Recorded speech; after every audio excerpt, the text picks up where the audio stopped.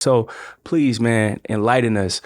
Toussaint Louverture, he was a Moor, and we had no idea about this. Absolutely. You know, a lot of times I like to start from Z and work my way back to A. And just because I think when it comes to disseminating information, context is very important. Right. And perspective is very important. So what I would say first is when you understand the complexion of what was taking place during the period of the Moorish fall in Spain, right? They had something, there's a book, it came out in the 1800s. It was given to junior high school students. Wow. Yeah, the book is called The Discovery of America by Spain was an outgrowth of the conquest of the Moors in Spain. Excuse me. The Discovery of America was an outgrowth of the conquest of the Moors in Spain. Wow. Right? So the first place they went to when the Spanish or Christopher Columbus, where he landed when he got to the Americas, was Hispaniola, which is current day Haiti. That's true. Yeah. Dominican Republic. Yep. Right? So he never reached North American territory or land that we're in, like the continent of North America. He landed there, Hispaniola. When he got there, his records say that he saw mosques and minarets. Wow. Right. Wow. He said he saw this. Now, he was familiar with this in Europe. He saw it before. Right. And he spent 27 years on the coast of Africa before ever sailing to America.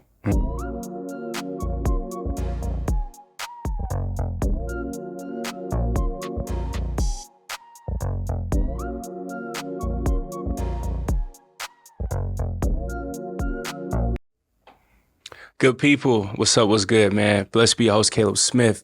Man, tonight we have a very special person in the building, man, backed by popular demand, dropping so much knowledge, man. Had people in the comments, whether it was on TikTok, Instagram, YouTube, arguing, debating, learning from each other, appreciating each other. And I mean, just overall, like, it was crazy just seeing that, because this whole platform is always based for intellectuals, thought provokers, and so much more. So seeing this person, man, killing it as usual, always sharing beautiful knowledge. Mansa the Moor, man, it's a blessing, man, have you back in the building. Man, yes, sir. You already know. Thank always, you. Appreciate always. it. Yes, sir. To be back. Yes, sir. For sure. Man, it's so much for us to learn, you know, as a people, to be exposed to. And, you know, with all that being said, shout out to our guy, Aaron, man. Always put me on to knowledge, man. We have great conversations behind the scenes, and about to pull up this picture and probably on the thumbnail, you know, you guys probably already saw it, but Toussaint Louverture, man, Haitian Revolution, you know, African-American studies, that was my minor in college. And, you know, we would talk about Haiti, 1804. But this whole perspective right here, historical perspective, not opinion-based, you can find this anywhere. You can go to www.localgov, Detroit Library. They have this posted. Toussaint Louverture is wearing a fez. Oh, yeah. And he's praying. Absolutely. I've never been exposed to that before. That was just completely mind-blowing. And I know us talking about it, you weren't surprised at all. So you were already exposed to the information, of course.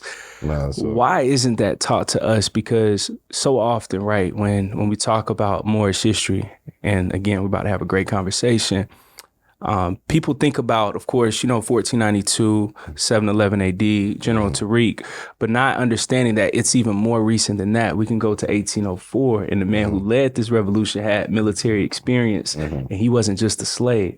You have a book, Slaves to Kings, so I think that you know, correlates perfectly. So please, man, enlighten us.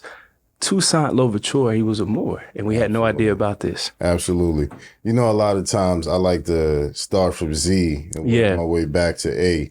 And just because I think when it comes to disseminating information, context is very important. Right. And perspective is very important. So what I would say first is when you understand the complexion of what was taking place during the period of the Moorish fall in Spain, right? They had something, there's a book, came out in the 1800s. It was given to junior high school students. Wow. Yeah, the book is called The Discovery of America by Spain was an outgrowth of the conquest of the Moors in Spain. Excuse me. The Discovery of America was an outgrowth of the conquest of the Moors in Spain. Wow. Right? So the first place they went to when the Spanish or Christopher Columbus, where he landed when he got to the Americas, was Hispaniola, which is current day Haiti. That's true. Yeah. Dominican Republic. Yep. Right. So he never reached North American territory or land that we're in, like the continent of North America. He landed there, Hispaniola. When he got there, his records say that he saw mosques and minarets. Wow. Right. Wow. He said he saw this. Now, he was familiar with this in Europe. He saw it before. Right. And he spent 27 years on the coast of Africa before ever sailing to America. Right. So it's important to understand that, because that allows us to understand that the powers of Europe at that time understood that there were Moors here in America. Because what they did was they said, okay, we're going to blot out all of that history, right, so that you don't remember. So you have to go to the ancient records and sources. You have a lot of contemporary information that seeks to kind of like transform things that their ancestors already said. He said when he got here, he saw mosques and minarets. There's a book also that details and outlines priests from Spain and Portugal coming to America. In the 1500s, this book was written, and it has a melanated woman chief on top of these pale slave servants. Wow. Right? And the book is it's called A History of America, something like that, real old book. And in the book, it talks about the different cities and places that the colonists or the conquistadors saw. Cities and towns that already exist. When they come there, they said, we came to this city, we saw Montezuma in the city of XYZ. Mexico a city City that they're now. calling it today. Right. Yeah. A city that they're calling it today. That's a good point. They are saying we went to these places in America. So they did not build these places when they came to America. So our people got a different perspective of what happened in colonization. When they came to America, it was already thriving civilizations with different shades of melanated people. Some having African blood, some having a mixture of Asian blood. It was a mixture. It was a melting pot. The same way America is today is what it always was. Wow. Right? So now that we got that out the way and we targeted Hispaniola, Haiti, just some background information. My father is Haitian, so I have Haitian ancestry. Oh, wow. And my mother is Gullah Geechee from Charleston, South Carolina. Okay. Now, interesting story is, just quickly, my 5 times great-grandfather escaped slavery in Georgetown, South Carolina, to Marysville, South Carolina. Wow. And Marysville was a town founded by a free black woman, right? And it got incorporated into the city of Charleston in the 1960s. But my grandfather escaped because he, unalived the slave master who was trying to, take his wife by This is interesting. force. Wow. Wow. Yeah. And he escaped with his wife and his 3-year-old daughter. But that's my mother ancestry. On my father's side, I have a last name that's, we can talk about this later when we talk portions about the status correction. Right. My slave name, Casimir, right, is Polish. So I always wanted to know, how does a name like that end up in Haiti? Well, in the Haitian Revolution, there were Polish soldiers who were fighting against Haiti at one point. But then the Haitians gave them an ultimatum of you join us and fight with us against France, Spain, England, and all of that, then, we'll give you safe harbor. Wow. So but but that's not on my paternal lineage side. There's still some clarity that has to be made for that. But my point is, when we're talking about the Haitian Revolution, that island, because it culminated in all the superpowers of Europe fighting against all of the indigenous powers in the Americas. Because when Haiti was liberated, the rest of the Americas began to get liberated. Yes, you had the Muslim rebellion in Brazil that took place after that. But the Haitian Revolution, what a lot of people don't realize, was a lot of different tribes that were indigenous to the area, Yes, sir. and that were from West Africa. Because when they got there, they said that the Haitians, come from Taino people, because it was Haiti, right? They come from, indigenous peoples as well. But you also have that African presence there who were trading long before Columbus got there, because when he got there, they said, we've been trading these spear tips called guanine that's mixed with some different type of alloys that they do in West Africa. So you have the Yoruba and the Dahomey culture who were also brought to that island. And that's where you get the concept of voodoo, right? But what they don't speak about is the Islamic presence there, right, or the Muslim presence there that came from the marabouts of West Africa. Wow. In West Africa, there's these holy men, these Muslim scholar holy men, Sufi types called marabouts. You can find a lot of them in Senegal today. They were also brought to America, and they participated in the Haitian Revolution. So like earlier shades of the Haitian Revolution was a dude, I think he was from Jamaica.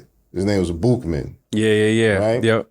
Heard of him. Bookman comes from Bookman, or man of the book, which is in Islam, pretty much a man of the kitab. You see what I'm saying? The book, the holy book. So there's a lot of history that's been hidden about the Islamic presence in Haiti and its Haitian Revolution as well, So when we start to talk about Toussaint Louverture, something we was talking about earlier, is that what our people don't understand a lot of times, because based on a lot of the arguing that took place in the comment sections of the posts, is that they don't understand that Moor is a legal and political term historically that apply to our people. In terms like African or tribal designations are more archaeological and anthropological in their usage.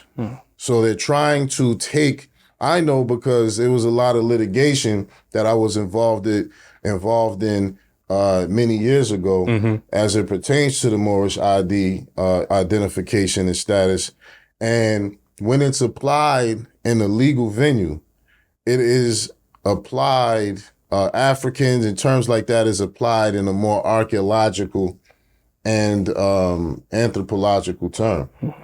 But Moor is applied, or when you are using it, it's applied in a legal and a political sense, because the U.S. had a dictionary that they put out in the early 1900s called the U.S. Dictionary of Races and People. And it defines Moor.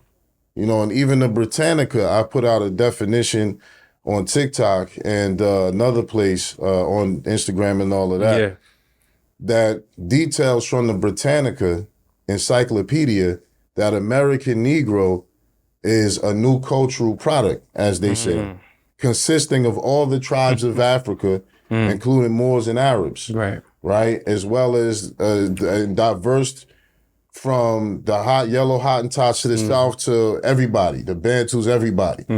And it says even if the African American didn't have Native American or white ancestry, they still would be so different from any single tribe in Africa that they're their own group. Wow.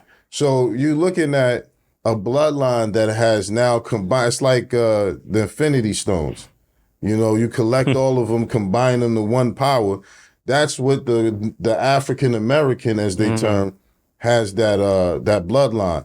But my point is, the definition says including Moors and Arabs.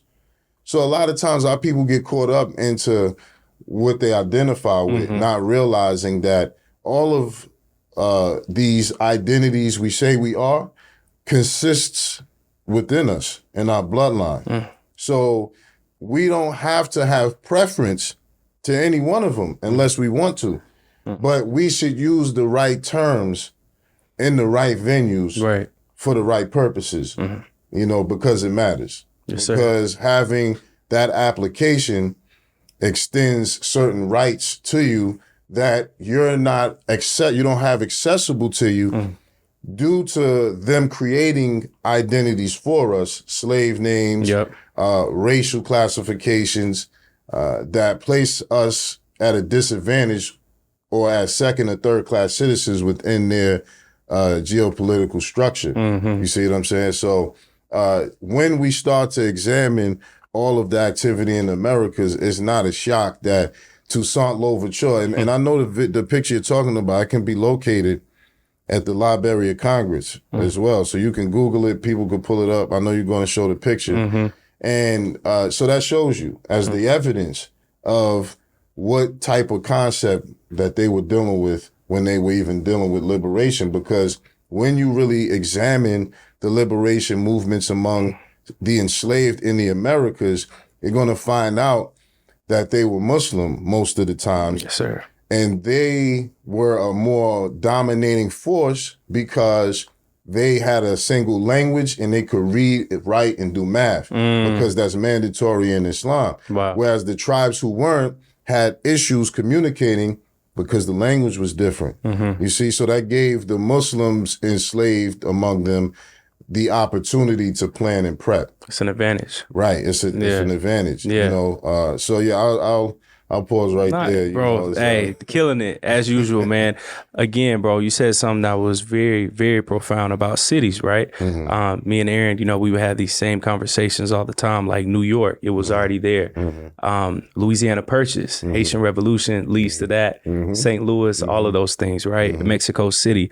Aaron, bro, if you can, man, because look, this time he's not sick, y'all, so he could give us a little bit of some gems. But bro, man, you told me at length about New York, St. Louis, like all those cities. So for all the people who don't know, America was already here, right? All the cities, all those things, right?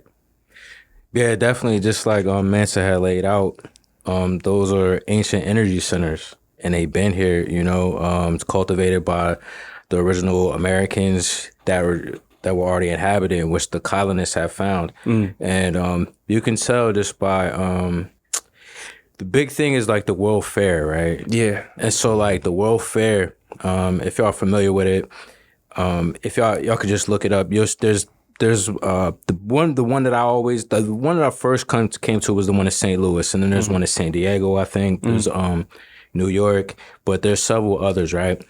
But if you look and research the World Fair, you'll see these buildings and these edifices where it's just if you look at the architecture, it's like nothing that we see today, right?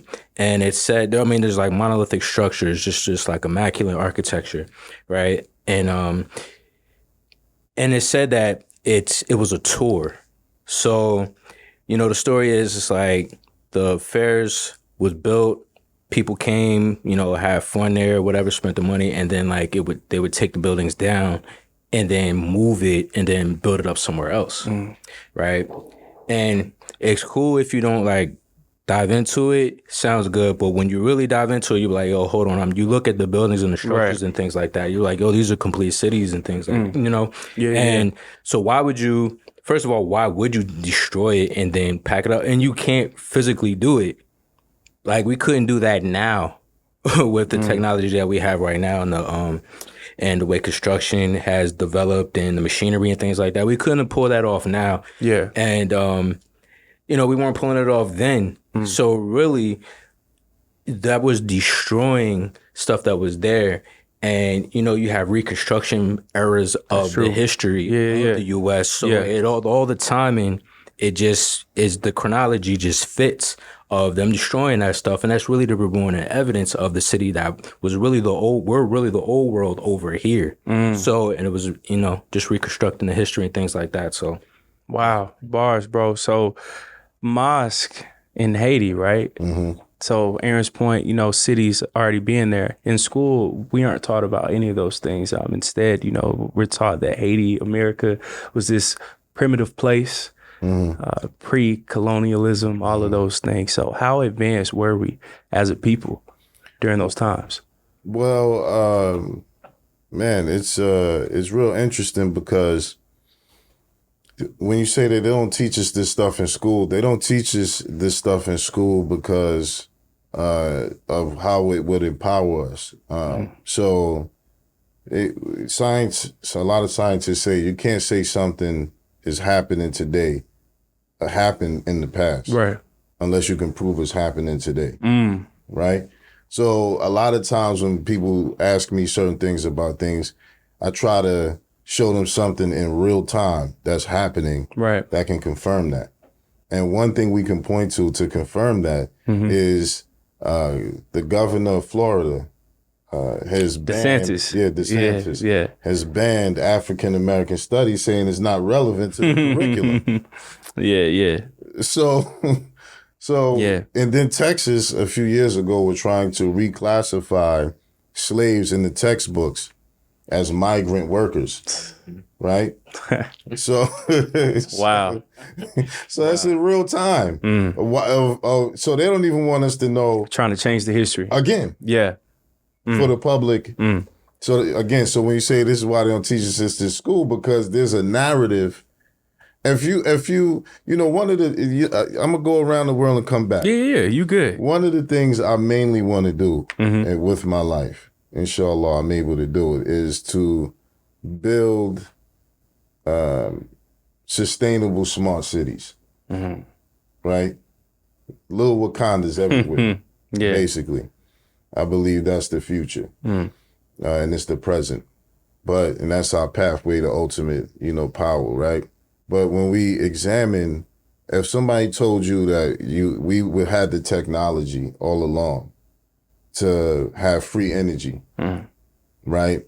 And we had cars made of hemp, cars to be able to run off water, and, you know, all type of free energy sources. There's a brother today that's drawing water, fresh water from the air, from the atmosphere. Wow. So if I told you all that stuff already existed, and you would be like, why we don't have that stuff today? And it's because it's been suppressed, because the technology already existed. When you really study the history, the European colonists, as we understand them to be, didn't really take power until the Civil War. People say the South didn't win the Civil War, but they did.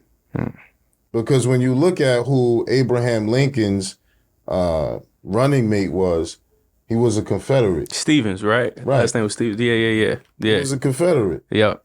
Right? Yeah. So what happened when they killed Lincoln? Lincoln said under the 13th Amendment that the states didn't have jurisdictional authority over the freemen.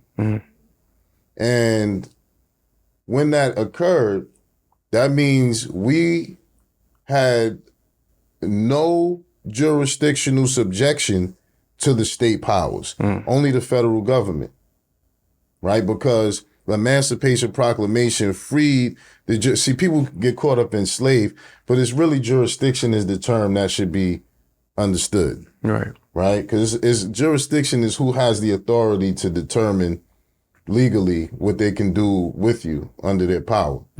So the 13th Amendment deprived the state of jurisdiction and enslavement powers.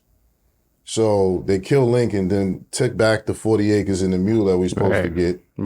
And gave us the 14th Amendment, which makes the Bill of Rights binding on the states, and created a new citizenship type class. Black codes. Right. Those get implemented. Wow. Right. So my point in all of that is And it was the Confederates who did it. Right. Because the dude who took over Booth. after Lincoln, you know, so the reason why that's important is when you start to look at who the Confederates are, right? You're going to find out that the Confederates were actually that flag that they call a Confederate flag. With the X, yeah. That's called a rebel flag. Yes. Right? But they also got it from, I want to say the Iroquois or some Native American. How ironic. No, so if you look up Olmec statues, you see Olmec statues like ancient Mesoamerica. I never knew that, bro. You'll see like right under the neck, like under their chin, and you'll see a rectangle with the X on it. So that's an American symbol. It's ancient. It's been there. So they didn't create that. Right. As usual, right? Just like red, white, and blue, they got that from the ancient Egyptians. And the sign that the Nazis in them ran with was a symbol of peace sign. Yeah. So it's just like you see with other things where other symbols are co-opted, that's all they did. Wow. So the reason all of that's important is because I'm going somewhere. Right. When you find out that the Confederate concept is a Berber concept, an ancient Moorish concept, because they had confederacies. Then you find out that the people who signed the Articles of Association, which is the founding document that turned the colonies into the process of becoming a nation state. Right. When you look up the people on the Articles of Association, a lot of them are described as having dark skin and being black or Moors and swarthy, right? Hey. Right. Wow. Then when you start finding out stuff about King George and a lot of these European kings, you start finding out that they had dark skin and they were called Moors too. Then it's a book, Ancient and Modern Britons, breaks a lot of that stuff down. So as you continue to go further back in time, you start unraveling that they didn't have a control or power like they do now back then, which is how they try to sell it to us. Because ancient America was already thriving with civilizations. See, a lot of people say this civilization came first, or Africa came first, or America came first. The world is billions of years old. Right. And, you know, they got in the caves of Africa over there, they got dinosaurs painted on the walls running around with humans. Wow. And they found, it's a book called Forbidden Archaeology. They found human footprints next to dinosaurs. If some people say dinosaurs real, some people say they aren't. Point is, they found human footprints next to it. So my point is I don't get into the conversation of what's older. What I do know is that the ancient world had an international trade system like we do today. Indeed. And all European colonists did was get in the way and play middleman and take over. But they lied about who's who and what's what, because then the story wouldn't fit what they're trying to tell us. That's right. So ancient America, all of these cities here already existed, right? Any of the major cities already existed. New York, Philadelphia, Richmond, Virginia, you know, DC, all these areas. And they all looked like that. When you go to Chicago, you could kind of still see that big, grand architecture downtown. And a black man founded Chicago. Where he was supposed to be from, Haiti. Yeah, French last name. Right. You see what I'm saying? Wow. So, you know, this is an ancient interconnectedness. Now, you have a lot of people that say Africans were the first people in the Americas, or Africans are the real indigenous people. Right. You have mass migrations all over the world. There's African DNA from the Australian types, the Australoids, who traveled to the Americas and brought African DNA. Then you had Asians coming in from Siberia. Then you had migrations of West Africans coming here. During the time of the Prophet Muhammad, sallallahu alaihi wasallam, he had, not his time, was one of the companions had a story about someone sailing from Andalus to the Americas and how it was the same distance as from Andalus to the Middle East, what they call the Middle East now. So there's a lot of ancient records that confirm this already. You know what I'm saying? And so people have to understand that the reason this information was suppressed is because all of the technology we got today is just reverse engineered ancient technology. You see, the world has been destroyed civilization, not the world. Civilization has fallen and risen several times. There's a people in the Congo. They're not the Kikiyu people. It's another type. I forget their name. The Ikiyu people, something like that. So we can fact check later. But there's a tribe in the Congo, Pygmies. They have a story of creation very similar to Islam, Judaism, Christianity, but they didn't have that outside contact for their origin stories to be considered knockoffs or made up from those stories. Yeah. But they're very similar, right? And we'll get to the details. Very similar. The point is that this tribe said that they used to have a lot of technology, but it caused too much problems. So they learned to live without it. So and the Pygmies are understood to be some of the oldest people in the world. That's right. Right? Yep. So the whole point is that here we have verification from ancient, current people, modern people who are very ancient with traditions that have been passed down untouched, informing us that there was an Atlantean type civilization in prehistoric times. The reason they call it prehistoric is because it's prehistory. His story, like when people say that, it's like, oh, it's just that words you playing on words, it's semantic, but it literally is his story. So it's prehistoric. It's before the story he made up. That's why they call it that. So my whole point is, the ancient world existed long before colonization, and the evidence and the records is there to prove it. And our people from Africa and those indigenous to America had created and collaborated several times on trade and commerce, because you have ancient Egyptian pharaohs with Colombian or South American cocaine in their lungs. Yes, sir. Wow. Again, man, I promise y'all it's going to be another deep conversation. As you know, Mansa, he will deliver, bro. Prehistoric, that's a dope breakdown. Right now, currently, on Netflix, I told you, about this show as well, Rise of an Empire, rather. And it's focusing on the Ottoman Empire. Seeing this show is very interesting, right? Because it's showing Islam from a European perspective. And I think the time period is roughly during the fall of Constantinople. Goes into Mehmed II, I think. So I think this is roughly like around the 1500s, right? Late 1400s. No, excuse me. Said it was 1460. So 30 years prior to 1492.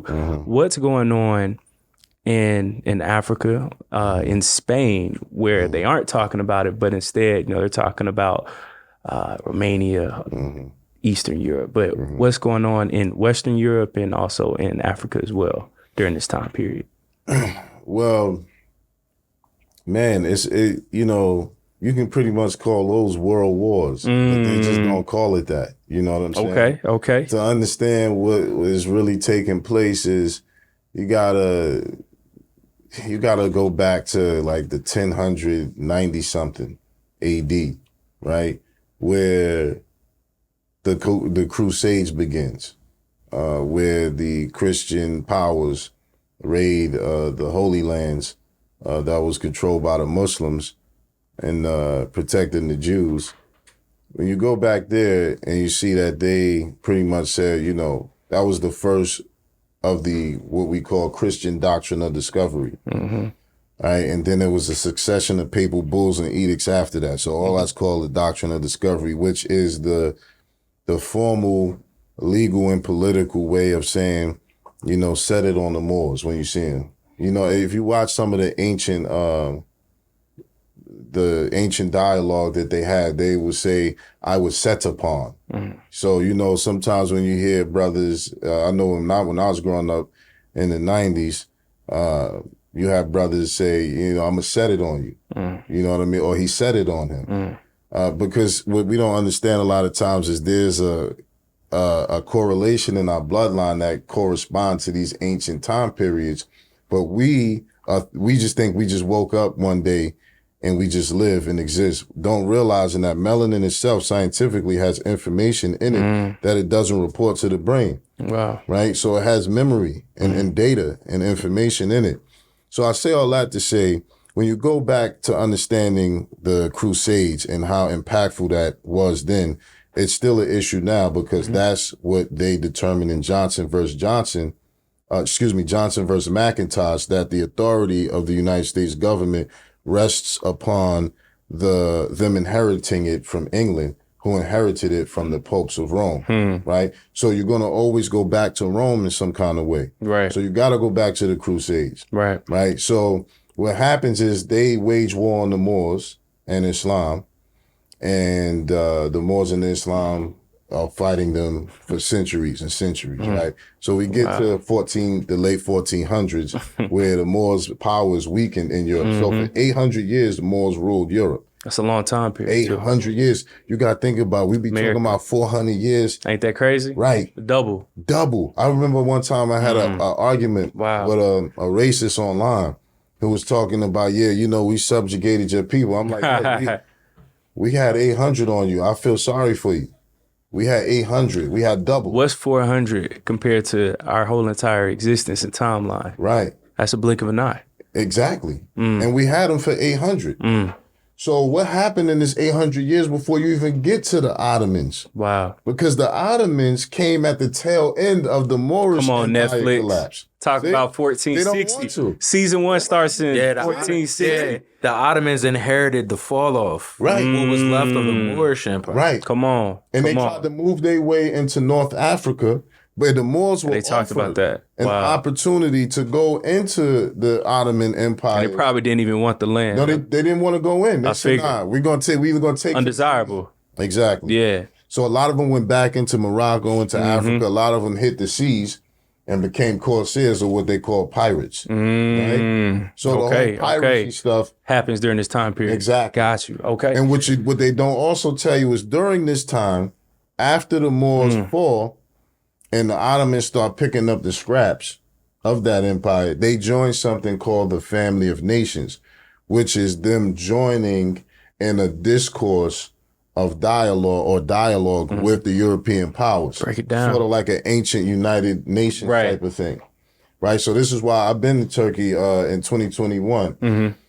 This is why part of it is considered part of Europe and the other part is considered part of Asia. And then when you go to both sides, you got some side that look, the one side that look like the more people more European, another side that look more Asian, because Turkey, or Anatolia is what it was called, was the center of the ancient world of trade and the silk trade. It connected east and west. Hold on, man. So, look, Aaron thought the same thing as me, so this said. So, bro, check this out. I gotta pause you. It's a spot, bro, literally, man, across the street. Bro, we go to it all the time. Has hookah, Moorish vibes. Me and Sid, man, we always say that. I tell Aaron about it. I'm like, bro, it's hookah in there, Moorish vibes, Arabic music, and the name of it's called Anatolius. Really?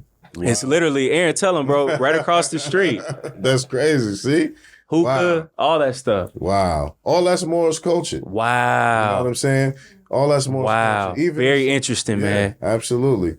Even when you, when I was in Saudi Arabia at Masjid al-Nabawi, this is the masjid that the Prophet Muhammad, peace and blessings be upon him, had built. That was his masjid, right? Wow. And there's Moorish arches in it. It's specifically called Moorish arches. Wow. You know, it's a thing in architecture called Moorish arches. It's not called Islamic arches. Moorish. It's Moorish. Very specific. Yeah, so a lot of stuff that is Moorish is co-opted as Islamic, you know. And Moorish is just the English word of saying Cushite or Myrrh, you know what I mean? Like from West Africa. Right. Point is that the all of these architectural things, all of this stuff that you can attribute to that time period related to the Moors. And what ends up happening is the Ottomans come in at the tail end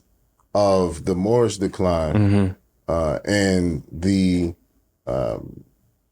pretty much the end of the Islamic / Moorish rule in Europe. And then you also have what they call the Tartarians in the eastern side, which is Russia, right? Over in that area. And the CIA had declassified some documents from back in the days that details and outlines how the Russians tried to cover up the Tartarian history, which is actually Muslim history. But we know Wow. when you look at who they calling the Muslims in Russia at the time, the Tartars, they were dark-skinned people. I mean, just right. think it. Look at Pushkin. Wow. Pushkin was the one, he was a famous Russian. He was a Moor, though. You know what I'm saying? Then when you learn about all of the interaction between the Moors and Turkey and the like I said, when we was offline, that Moor is the legal and political term. African, all those other type of terms are more anthropological and archaeological. But essentially, in the ancient world, man, you had the Ottomans come into power at the tail end of the Moors' decline and rulership over Europe and at the beginning of colonialism. So that's kind of what boosted them to power, because they were able to consolidate a lot of the traditional Islamic territories, whether it be Arabia, Iran, Persia, all of those types of areas. But the quote unquote Africans, as they say, but we know them as Moors, conquered all of Western Europe. Wow. You see, and so, I mean, it gets deep, man. It gets deep. No, I got a quick question. So, in your opinion, when do you think the Ottoman Empire kind of like fell or ended or dissolved? It'd be like World War I, maybe. After that was its official. That was its official decline. But by that time, it had become kind of like silly because they started to trivialize a lot of things. I got you. In Islam. Yeah. So once they made it trivial and didn't make it about like education, knowledge, science, which is what the Muslim Moors was doing prior, they are responsible for the Renaissance. Right. Because even the Queen of England that just passed, she claims ancestry through the Prophet Muhammad. Oh, she does? Yes. She claims that she's a descendant through one of her ancestors, Edwin of Spain or of Aragon, one of them. It wasn't called Spain then, but he had noble blood and he was a Moor. This is crazy, man. You see? This is crazy. So I would say that the end of the, Ottoman Caliphate or the Ottoman Empire officially kind of started in the 1600s. Because after the 1600s, it was pretty much all in decline from there. Yeah. It was just them really putting out fires. And each kingdom each ruler began to get weaker. So that's when I would say it would be the official decline, because there's discussions with Turkey and the United States during the 1700s. One of the sultans came here and they had a marijuana pot party. Whoa. In the White House. Yeah. Hold on. So you're saying in the 1700s, it was a sultan that came here to American soil? Yeah, from Turkey. From Turkey. Yeah. Wow. From the Ottoman Empire. Wow. And they partied in the White House. I forget what president it is, but you could fact check it. Gassing in the White House, huh? Yeah. Wow. 1700s. Yep. About that time, 1800s, give or take a century.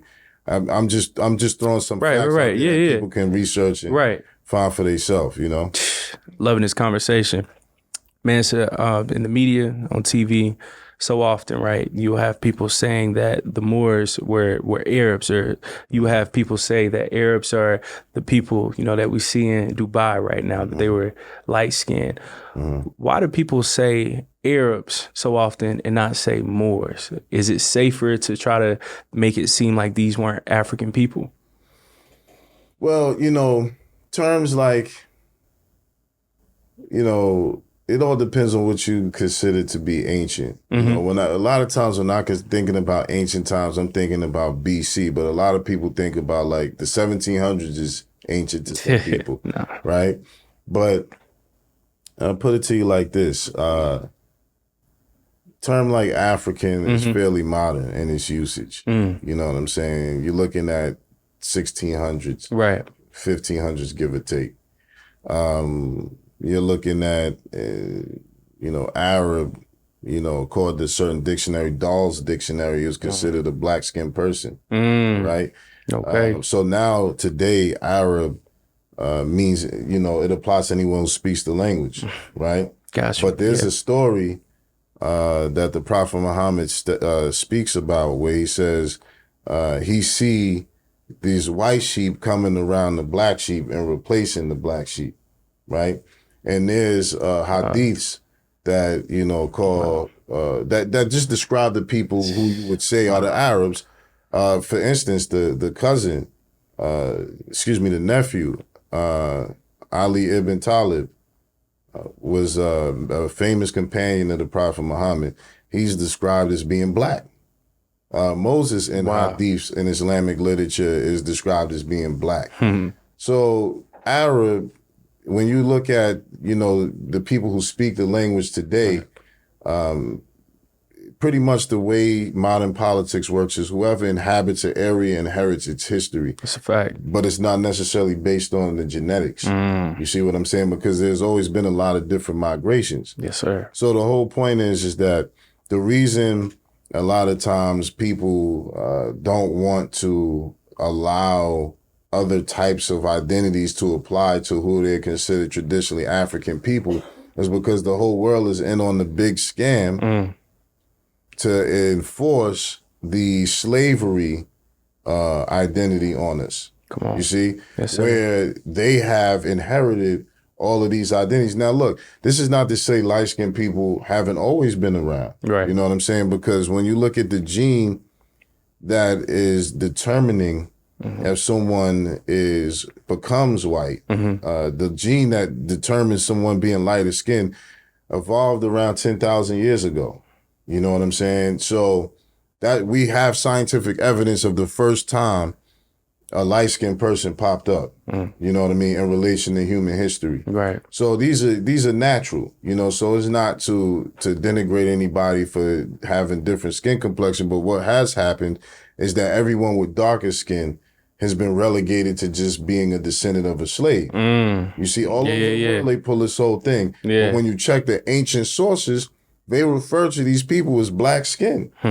You see what I'm saying? So a lot of times, in modern times, they'll say they're not Moors because they want to erase the legal and political aspect of what it means.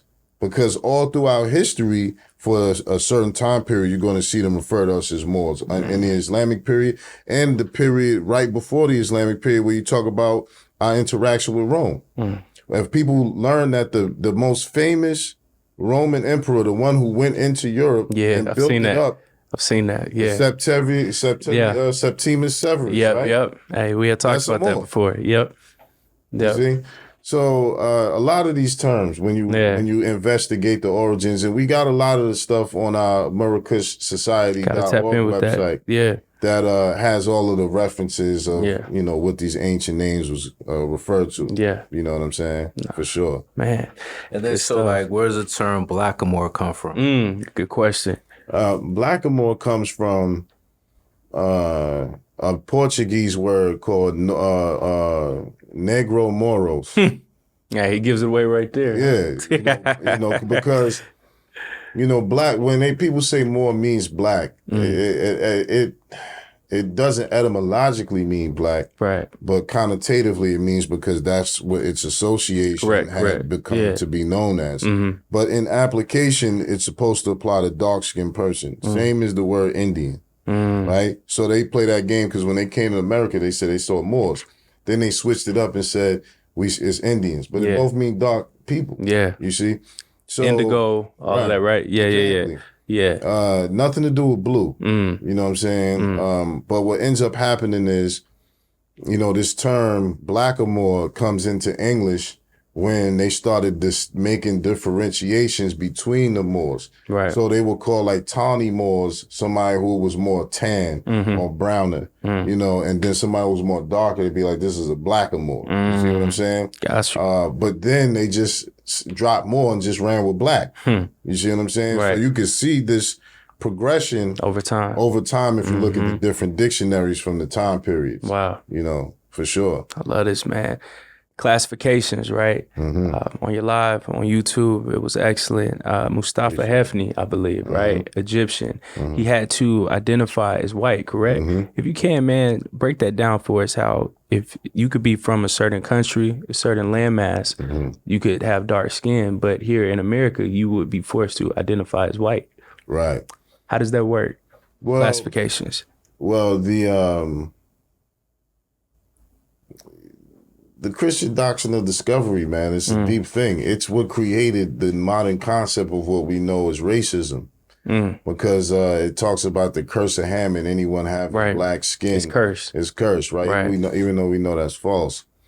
But what that does is all of the history of that. Just think of all the racial history of all time being consolidated and codified into a federal policy.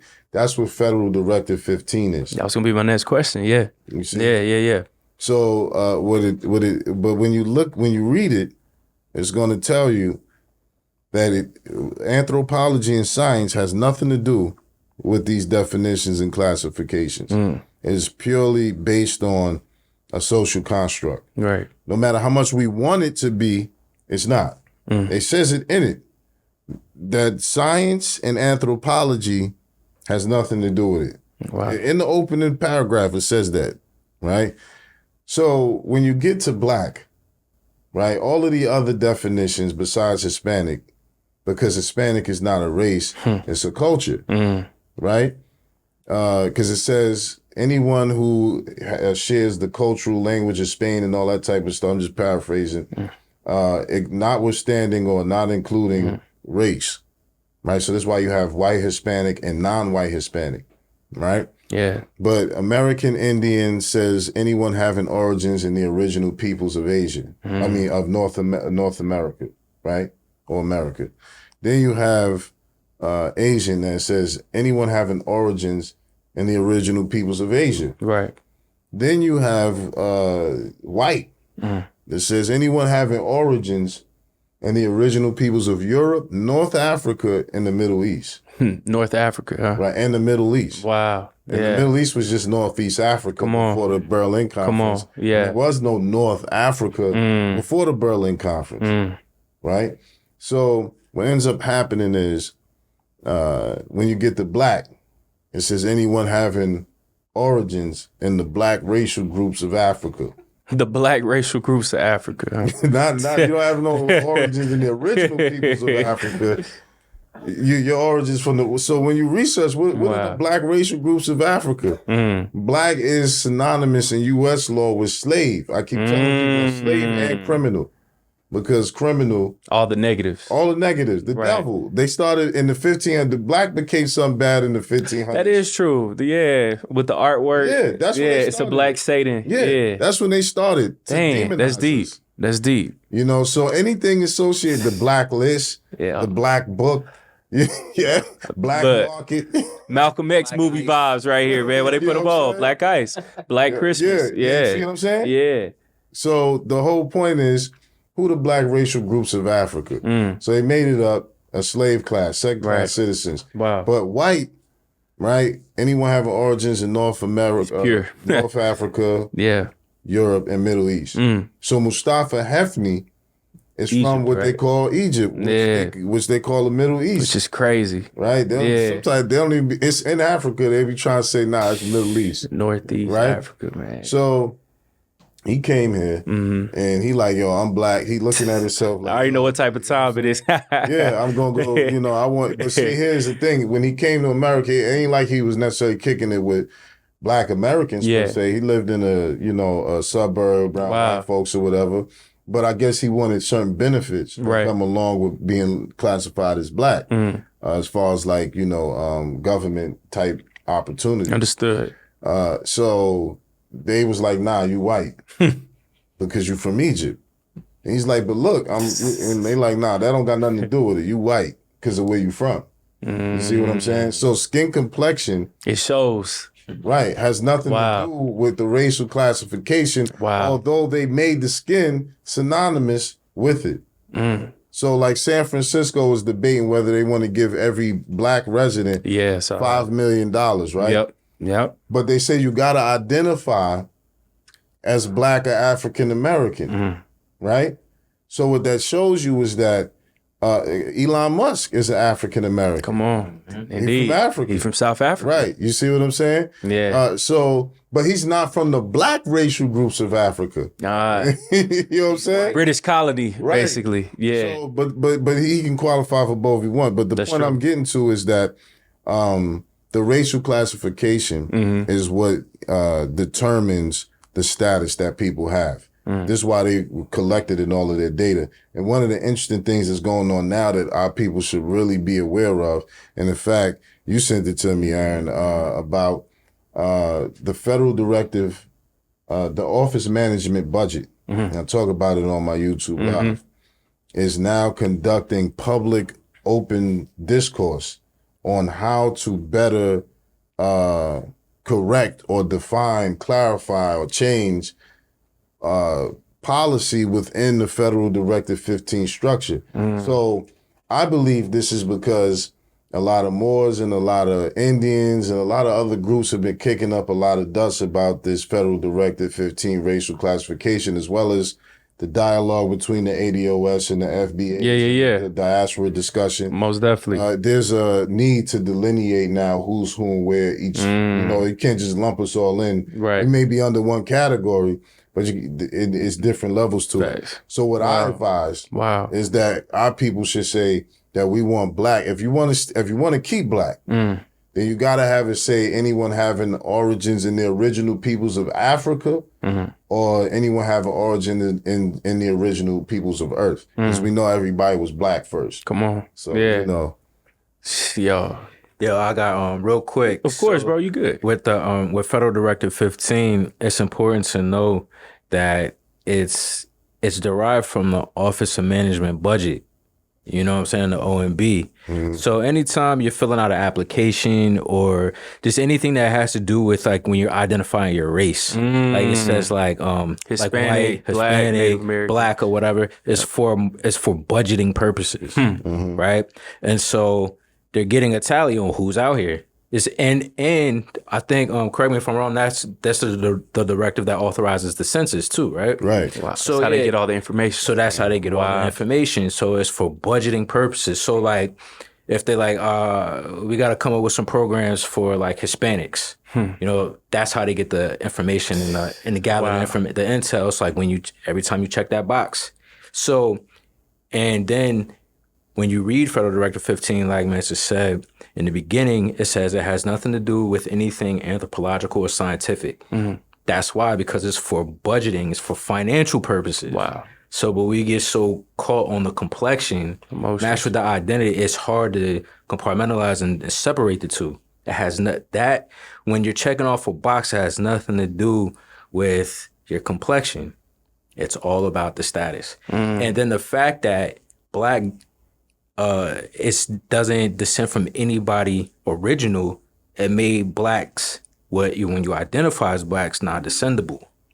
So your history does start with slavery if you're Black, because the Black that's where it starts. Status and the identification starts with slavery. So it's true when they be like, "Oh, your history starts with slavery. You're Black." Because it does. In a sense, yes. That's a trick depending bag. on the lens that you look at. It's there it goes. That's the Kool-Aid.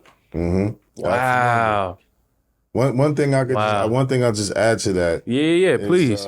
Is when you talk about the office managed budget, like there's a government contracting that exists, right? So you can get certified to be a minority owned business. Yes, sir. Right? Yeah. But they call it historically disadvantaged. So See? basically calling you disadvantaged. Right, but Admit to it. It is a disability. There's a Fordham law. It's a professor. disability check. Yeah, well, it's a disability status. Yeah. There's a Fordham law professor who's trying to get Black classified as a disability. Wow. As a legal disability. Are you serious? Because when you really examine the way they treat it, Right. they discriminate against it. So when they get in the data, so you look at things like redlining, they'll say, Blacks have the same level of credit score but still get higher interest rates. That's right. All these are discriminative practices embedded within the social society government structure. Right.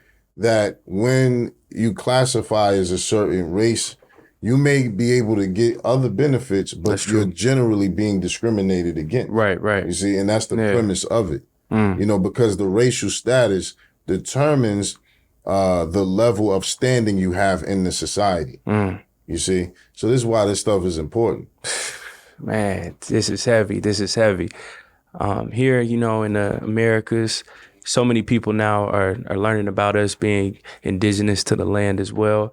I've seen pictures to where it could be indigenous people here with Islamic flags, praying to the east. Certain gospel songs growing up talk about praying to the east that a lot of black people in the South don't know about.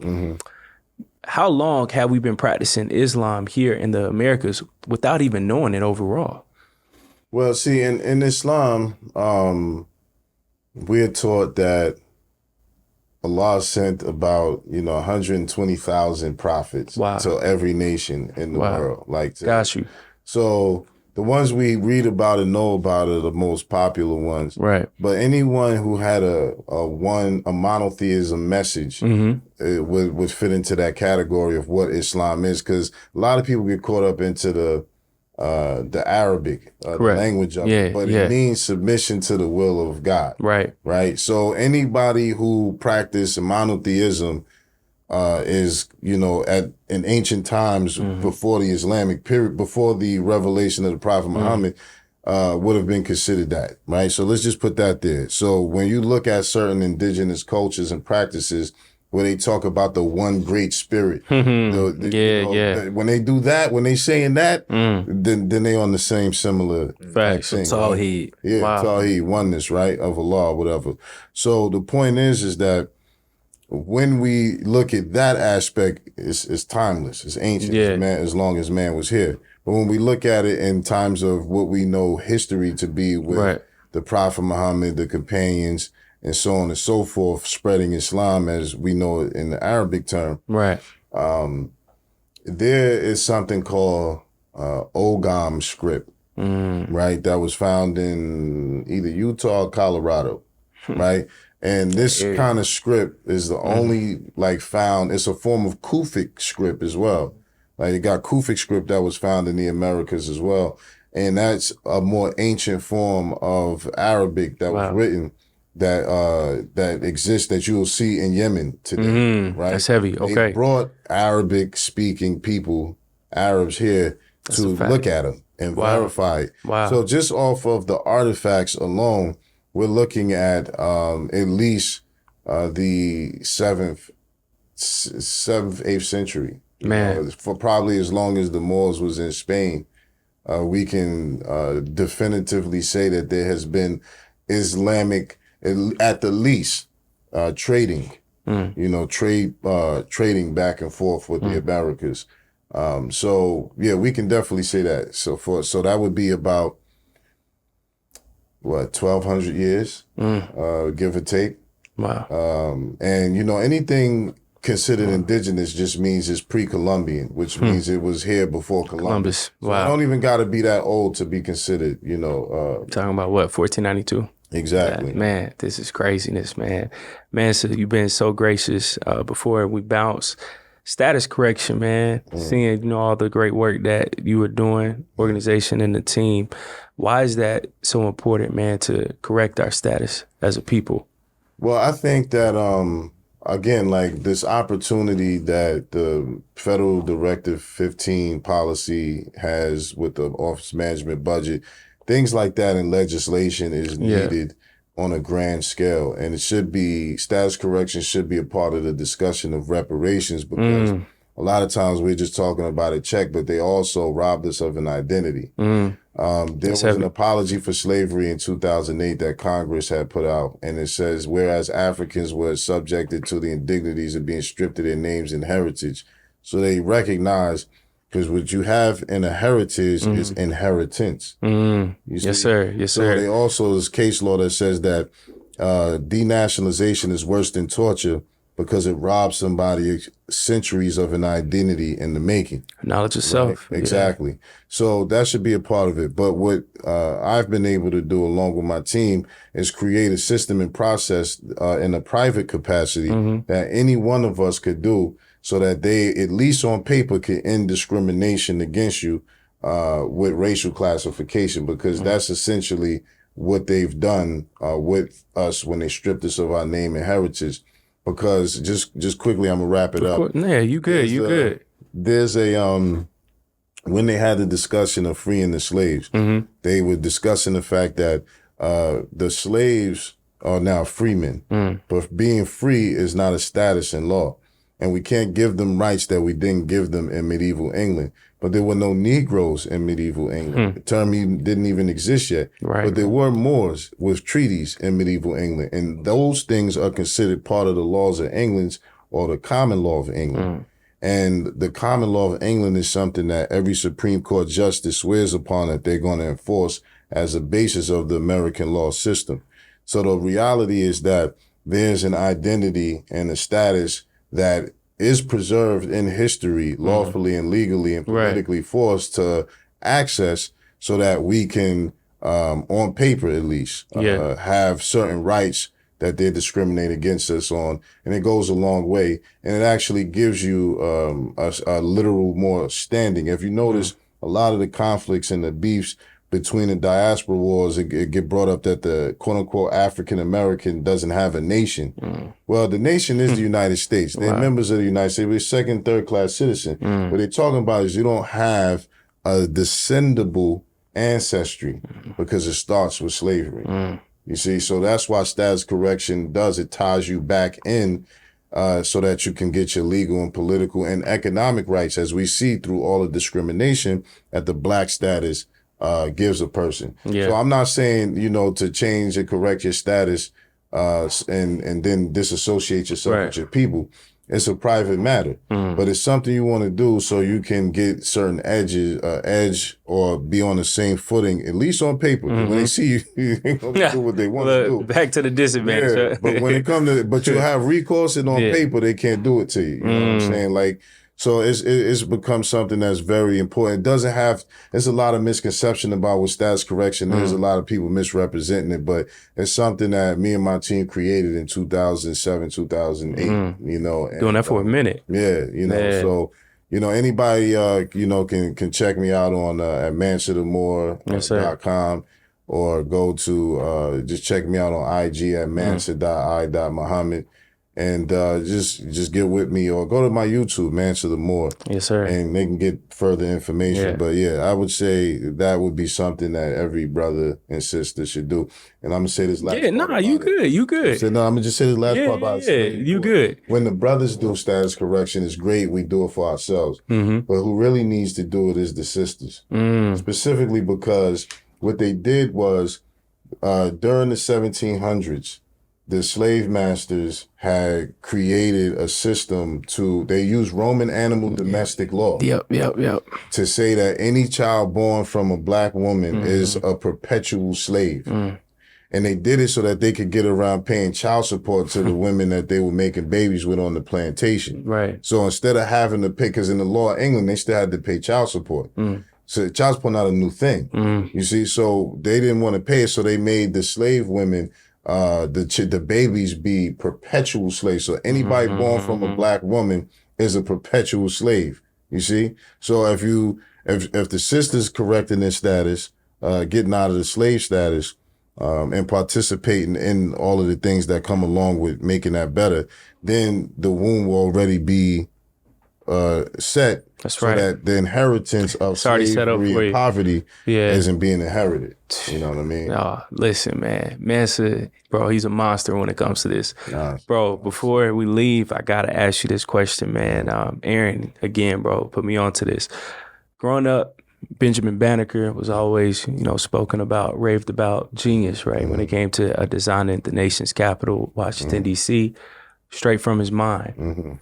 There's a theory that Benjamin Banneker was Benjamin Franklin. Was Benjamin Banneker a Moor? And part two, is it possible that Benjamin Franklin was actually Benjamin Banneker? Well, I would consider myself somebody who really reads a lot of history. I know a lot of the history stuff, and I know what's pseudo and I know what's not. Yeah. And, you know, and I'm against pseudo. Yeah. But, yeah, Benjamin Banneker was definitely, you know, a Moor because a lot of the Masonic history came by way of the Moors, the Islamic Moors, enlightening Christians who was practicing Islam in secrecy. This is why when Masons get to be Shriners, they start practicing Islam, you know, on the low. 33rd degree Masons. Exactly. Yeah. So the whole point, though, is that, you know, a lot of that Benjamin Franklin was a Mason, you know. So I'm just saying, as much as I dug in history, man, I'm starting to believe none of them is real. You know, it's they lied about so much, man. It's like, am I going to start picking? When you're dealing with a liar is a liar. Everything's suspect. Everything's suspect. Yeah.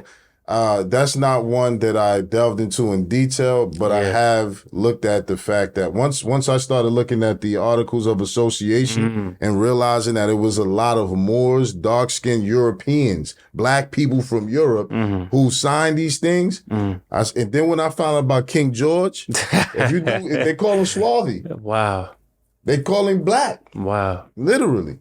Once I seen that, I said anything's up for grabs, man. So I can't personally confirm from my research, but I wouldn't doubt it at this point. Man. You know what I'm saying? Listen, man. Mansa, again, greatly appreciate you. Honestly. Always welcome on the platform. Man. You already know, man. Thank y'all again, man, so much for always tapping in. In the comments, argue again, debate, because Mansa, he's always going to be right, bro. So just, man, accept that, read, tap in, Toussaint Louverture. Check out, bro, that picture, man, is mind-blowing, fascinating, man. Aaron dropping knowledge, healthy this time. Mansa, before we bounce, what would you like to tell the people? I just want to say I encourage everybody to get my book, From Slaves to Kings. Most definitely. At FromSlavesToKings.com. I wrote this book in 2019, and I think it has all of the elements that put I would say it's the modern version of Message to the Black Man. Wow. And it contains everything that I would say brothers need to get right, put their families in order, put their estates in order, you know, and just, you know, do things to set up the community a good way. And there's also a lot of information in there for the sisters as well on setting up families and governing them. So with that, I just want to say honest. Man, always humble. You know humble by your presence, man. You know what I mean? Likewise, look, always welcome back.